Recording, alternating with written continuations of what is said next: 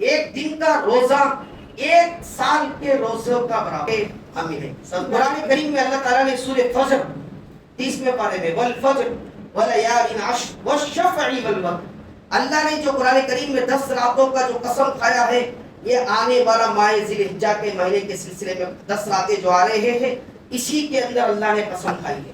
قسم اس کے اندر ماہ ذی الحجہ کی بڑی فضیلت ہے. اس کے اندر ہمیں اور آپ کو گناہوں سے بچنا چاہیے، زیادہ سے زیادہ عبادت کرنا ہے. یہ یوم عرفہ کا روزہ کسے بولتے ہیں؟ بقرہ عید سے ایک دن پہلے 9 ذی الحجہ کو یوم عرفہ بولتے ہیں. ہمارے اس کے سامنے دوسرے 2 باتیں جو ابھی آپ کے سامنے آئیں گے. یہ ماہ ذی الحجہ کا مہینہ آنے والا ہے. ماہ ذی الحجہ کے بہت سارے فضائل احادیث کے اندر آئے ہیں. ماہ ذی الحجہ آج جو ہے ذی قعدہ کا 20 پر 7 تاریخ ہے. کتنا تاریخ ہے جی؟ 20 پر 7 تاریخ ہے. ابھی اتوار کے دن چاند دکھنے کی کوشش کریں گے. 20 پر 9 تاریخ ہوگی. چاند دکھتا ہے تو پیر سے ماہ ذی الحجہ کا مہینہ شروع ہو جائے گا، اور چاند نہیں دکھتا ہے تو منگل سے ماہ ذی الحجہ کا مہینہ شروع ہو جائے گا. اب حدیث میں چند چیزیں ہیں. ماہ ذی الحجہ کے بہت سارے فضائل ہیں. ماہ ذی الحجہ کے بارے میں حضرت ابن عباس رضی اللہ تعالیٰ عنہ سے مروی ہے. آپ صلی اللہ علیہ وسلم نے ارشاد فرمایا، ماہ ذی الحجہ کا ہر ایک روزے کا، ہر ایک دن کا بڑا فضیلت ہے.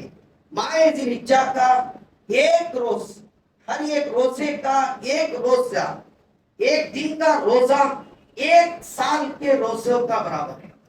سمجھا نہیں بھائی؟ ماہ ذی الحجہ کے یہ 9 دن جو آئیں گے یہ بڑے فضیلت کے حامل ہیں. قرآن کریم میں اللہ تعالیٰ نے سورہ فجر 30ویں پارے میں والفجر ولیال عشر والشفع والوتر، اللہ نے جو قرآن کریم میں 10 راتوں کا جو قسم کھایا ہے، یہ آنے والا ماہ ذی الحجہ کے مہینے کے سلسلے میں 10 راتیں جو آ رہے ہیں اسی کے اندر اللہ نے قسم کھائی ہے. قسم کس کی کھاتے ہیں؟ جس کی اہمیت زیادہ ہوتی ہے، جس کی فضیلت زیادہ ہوتی ہے اس کی قسم کھاتے ہیں نا بھائی. ہم اور آپ کس کی قسم کھاتے ہیں؟ اللہ کی قسم کھاتے ہیں. اللہ کی قسم کیوں کھاتے ہیں؟ اللہ سب سے بڑا ہے. اللہ کو چھوڑ کر کسی اور کی قسم کھانا شریعت میں جائز نہیں ہے. اماں کی قسم، بابا کی قسم، نانا کی قسم، یہ قسم کھانا جائز نہیں ہے. کس کی قسم کھانا جائز ہے؟ اللہ کی قسم کھانا جائز ہے. وہ بھی کب؟ ضرورت پڑنے پر. بات بات پر قسم کھانا یہ بھی جھوٹوں کی عادت ہے. حدیث میں کیا آتا ہے؟ بار بار قسم کھانے والا یہ جھوٹا ہوتا ہے. اسی لیے بار بار قسمیں نہیں کھانا ہے. قسم کبھی ضرورت پڑ گئی تو اس وقت کھانا ہے. کس کی کھانا ہے؟ اللہ کی کھانا ہے. قرآن کریم میں اللہ تعالیٰ نے فرمایا ولیال عشر، 10 راتوں کی جو قسم کھایا ہے. ابن کثیر کے اندر، تفسیر کے اندر ابن کثیر کے اندر مروی ہے، فرماتے ہیں اللہ نے جو راتوں کی قسم کھایا ہے یہ ماہ ذی الحجہ کے راتوں کی قسم کھایا ہے. الغرض یہ 10 دن جو آنے والے ماہ ذی الحجہ جو منگل سے شروع ہوگا یہ بڑے اہمیت کے اندر ہے. ہمارے سامنے جو 2 اہم عبادتیں آنے والے ہیں، ایک حج اور دوسرا کون سا جی؟ بولو میرے بھائی. ارے بھائی ایک حج ہو گیا، دوسرا کون سا آنے والا عبادت؟ کون سا ہے بھائی؟ کون سا ہے میرے بھائی؟ ایسا مطلب نہیں معلوم ہے. ایک حج ہو گیا، دوسرا کون سی عبادت آنے والی؟ حج کا تو بھائی حج میں ہے والا ہے. وہ دوسرا کون سا آنے والا ہے ہمارے اور آپ کے ساتھ؟ تو گھٹ بولو نا بھائی. ادھر کے 1 2 لوگ بول رہے ہیں بس. قربانی آنے والی. کون سی بھائی؟ دوسری عبادت قربانی. یہ 2 عبادتیں ہیں ماہ ذی الحجہ کی. 2 عبادتیں، یہ دونوں عبادتیں یہی 10 دن کے اندر ہیں. ایک حج کی عبادت 8 9 10 11 12 13، اور قربانی کی عبادت 10 11 12 13.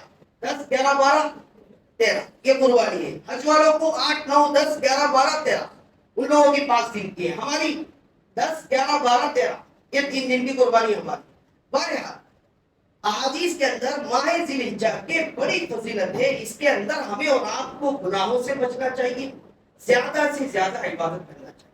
احادیث میں آتا ہے اس کا روزہ، ہر ایک دن کا روزہ ماہ ذی الحجہ کے اکثر لوگ ہمارے اور آپ کے اندر اس کی عبادت سے غافل رہتے ہیں. اکثر لوگ روزے سے محروم رہتے ہیں.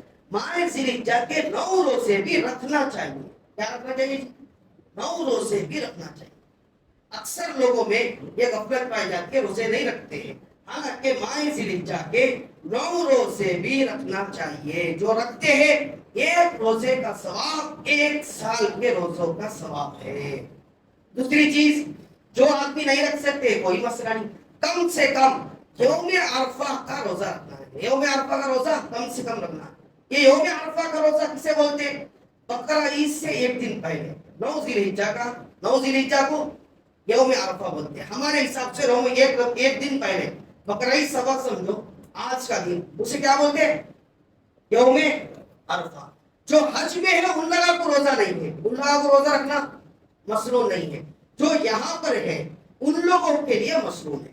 आप सल्लल्लाहु अलैहि वसल्लम ने फरमाया, जिसने यौम अरफा का रोजा रखा, जिसने यौम अरफा का रोजा रखा, मुझे अल्लाह के ज़ात से पूरा यकीन है अल्लाह ताला उसके 1 साल सामने 1 साल पीछे, यानी आने वाले साल के पिछले साल के, अल्लाह ताला उसके गुनाह माफ फरमा देंगे। यौम अरफा का रोजा रखना चाहिए, इसलिए कि हज के अंदर यौम अरफा का दिन जो है बड़ा अहम होता है। उस दिन रुकना, हज के अंदर जो है कम से कम 1 मिनट के वास्ते भी रुके नहीं, समझो उसका हज ही नहीं होता। इसीलिए हज के अंदर क्या करते, कुछ लोग जो है बीमार रहते, आईसीयू में रहते, मालूम सुन रहे हैं भाई? कुछ लोग क्या करते, बीमार रहते, आईसीयू में रहते, तो वहां के मक्का वाले क्या करते मालूम है?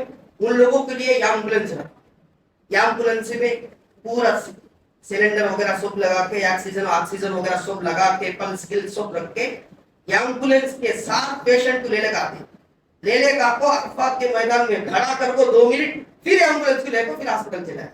कहीं को उन नहीं खड़ा समझो, होना आया सोच बेकार हो जाता। इसलिए कि फिर आने वाले अरफात आते साल आता ना भाई, वो दिन नहीं आ सकता। तो हज के अंदर फर्जों में से यौम अरफा का, तो बहरहाल यौम अरफा के अंदर लोग वहां पे खड़े के दुआएं करते हैं, बड़े फजीलत है। जो लोग नहीं वहां पे नहीं है, यहाँ पे है, उन लोगों के लिए क्या है हदीस में? उस दिन रोजा रखना है। जो 9 दिन रोजा नहीं रख सकते, कम से कम 9 दिन नहीं तो 1 दिन छोड़कर 1 दिन रखे, नहीं रख सकते, यौम अरफा का रोजा रखना। और दूसरा चीज क्या है?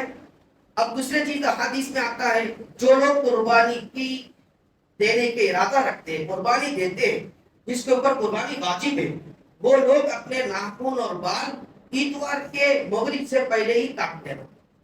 क्या करना जी? कुर्बानी इतवार के मगरिब से पहले ही काट ले। कहीं को चांद दिखता नहीं दिखता गारंटी नहीं है, वरना चांद दिख गया समझो इतवार के मगरिब से पहले काट लेना, नहीं तो पीर तक टाइम है। फिर भी कहीं तो भी अच्छा, इतवार के मगरिब से पहले ही अपने बाल, नाक के नीचे के बाल, बगल के बाल, दाढ़ी, मूंछ वगैरह सारे कुर्बानी देने वाले कटिंग वगैरह सारा करा दे को रहना। तब जी इतवार के मगरिब से पहले पहले, इसलिए कि हदीस में आता है, आप सल्लल्लाहु अलैहि वसल्लम ने फरमाया, ये लोगों जब तुम कुर्बानी से पहले चांद देख लो, माह ज़िलहिज्जा का चांद देख लो, अपने नाखूनों को, अपने बालों को मत कटाओ, इसलिए कि तुम्हारे जानवर के कुर्बानी के साथ जुड़े रहते हैं। तुम्हारे कुर्बानी के बाद ये सब को कटा, फिर कुर्बानी के जानवर काटने के बाद फिर दाढ़ी, मूंछ, बाल वगैरह सफाई करना। समझ आ गया भाई? आ गया भाई? और एक काम कौन सा है? और एक काम तकबीर तशरीक, ये 9 ज़िलहिज्जा से शुरू होती है। 9 ज़िलहिज्जा से 13 ज़िलहिज्जा के मगरिब, इंशाल्लाह जब आएगा तो आपको आएगा। ये तकबीर तशरीक 9 ज़िलहिज्जा के फजर से शुरू होती है, यानी जिस दिन रोजा रखते ना, हमें 9 ज़िलहिज्जा को रोजा रखते हैं, उस दिन के फजर नमाज से तकबीर तशरीक, अल्लाहु अकबर, अल्लाहु अकबर, ला इलाहा इल्लल्लाह, अल्लाहु अकबर, अल्लाहु अकबर, वलिल्लाहिल हम्द, ये तकबीर तशरीक है। ये एक बार बोलना वाजिब है, मर्द को हल्की आवाज से, मर्द को हल्की आवाज से। ये 3 बार बोलना ये बिदात है। क्या है जी? ये बिदात है। 3 बार नहीं बोलना है, बल्कि कितने बार बोलना है जी? एक ही बार बोलना है। शरीयत में जितना बोले उतना करना, अपने तरफ से ज्यादा नहीं करना। एक बार बोलना वाजिब। कितने कैसा बोलना? हल्की आवाज से, ताकि दूसरे लोगों को डिस्टर्ब ना हो। हल्की आवाज से कहीं को बोलना ताकि बाजुक वाले को भूलिया तो याद आ जाए, बाजुक वाले को। घर के औरतों के ऊपर भी वाजिब है, जिस तरह हमारे ऊपर वाजिब है उस तरह گھر کے عورتوں کے اوپر بھی واجب ہے. گھر کے عورتیں کیا کریں گے؟ آہستہ بولیں گے. کیا کریں گے جی؟ آہستہ بولیں گے. یہ اس دن جب روزہ رکھیں گے تو فجر کی نماز سے اگر امام صاحب بولے تو بھی آپ لوگ ذرا ہلکا آواز سے بولیں گے تو امام صاحب بھی خود یاد آ جائے گا.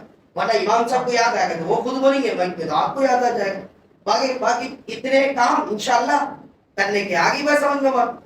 بہرحال اللہ سے دعا ہے اللہ رب العزت ہم سب کو عمل کی توفیق عطا فرمائے. الحمدللہ.